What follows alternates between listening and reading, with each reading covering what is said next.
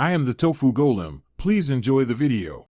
In this video, I will explain how to debadge your Infiniti G35. First, gather your tools: a heat gun or hairdryer, some fishing line or dental floss, an automotive adhesive remover, and a soft microfiber cloth. Having these items ready ensures a smooth and efficient debadging process. This simple modification can significantly improve your car's sleek look and make cleaning easier. Begin by gently heating the emblem with your heat gun or hairdryer for about 1 minute. This softens the adhesive, making removal much easier.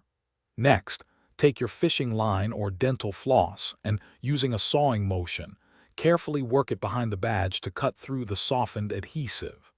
Once the badge is mostly detached, gently pry off any remaining pieces.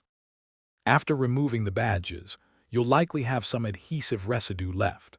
Apply your automotive adhesive remover to a clean microfiber cloth and gently rub the area to dissolve and remove all sticky remnants. Once the surface is smooth, use a separate clean cloth to buff and polish the paint. This step helps restore the original shine and ensures a seamless finish. For the best results, remember that patience is key throughout this process. Rushing can lead to scratches or paint damage, so take your time with each step. After cleaning and polishing, consider applying a protective wax or sealant to the debadged area. This will help maintain the paint's integrity and shine.